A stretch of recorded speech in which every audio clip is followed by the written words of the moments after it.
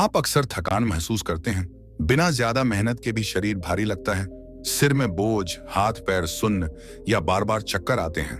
अगर हाँ तो हो सकता है ये सब आपकी नसों में जमी गंदगी का संकेत हो। जी हाँ, हमारी नसों में धीरे धीरे वसा, गाढ़ा रक्त और जहरीले तत्व जमा होने लगते हैं जो पूरे शरीर की ऊर्जा को रोकने लगते हैं।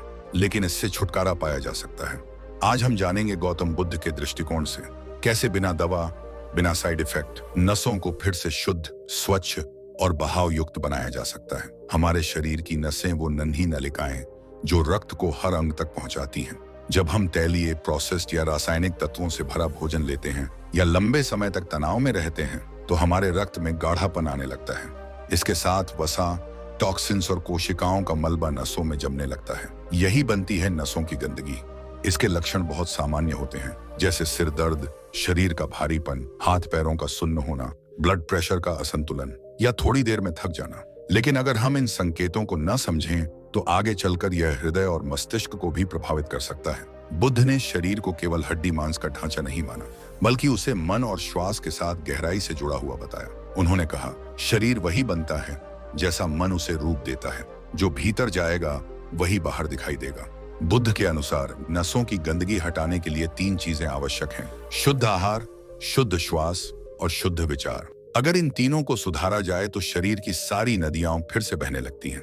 नसों की सफाई के 3 उपाय। 1. शुद्ध आहार। बुद्ध कहते हैं, भोजन केवल पेट भरने का साधन नहीं, शरीर को रूप देने वाला संस्कार है। हमें ऐसे आहार की ओर लौटना होगा जो प्राकृतिक हो, जिसमें लहसुन, नींबू, अदरक और हल्दी जैसे रक्त को शुद्ध करने वाले तत्व हों। हर सुबह 1 गिलास गर्म पानी में नींबू और शहद मिलाकर पीना, यह एक सरल और प्रभावशाली उपाय है। साथ ही हफ्ते में 1 दिन फलाहार या उपवास रखने से शरीर खुद को साफ करने का मौका पाता है। तैलीय, भुने हुए और पैक्ड फूड से दूरी बनाना आवश्यक है। सच्चा आहार वही है जो शरीर को हल्का बनाए और नसों को खुला रखे। 2. प्राणायाम और योग। बुद्ध कहते हैं, सांस सिर्फ हवा नहीं, जीवन की नदी है। जब हम गहरी सांस लेते हैं तो हम शरीर के हर हिस्से में नई ऊर्जा भेजते हैं। अनुलोम विलोम और भस्त्रिका प्राणायाम रक्त में ऑक्सीजन बढ़ाकर नसों को खोलते हैं। योगासन जैसे सूर्य नमस्कार, वज्रासन और पवन मुक्तासन शरीर के भीतर के संचार को सहज बनाते हैं। रोज केवल 20 मिनट का अभ्यास नसों की गंदगी को बाहर निकालने की एक स्वाभाविक प्रक्रिया बन सकता है। 3. ध्यान और तनाव मुक्त। बुद्ध का मूल संदेश है, तनाव, चिंता और क्रोध ये शरीर को भीतर से जहर देते हैं। जब मन बेचैन होता है तो रक्त भी बेचैन होता है।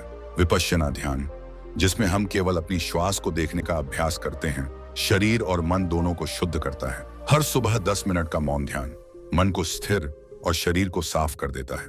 मोबाइल, नकारात्मक खबरें और लगातार व्यस्तता से थोड़ा हटकर अगर हम अपने भीतर की ओर मुड़ें तो शरीर की नसें भी मुस्कुराना शुरू कर देती हैं।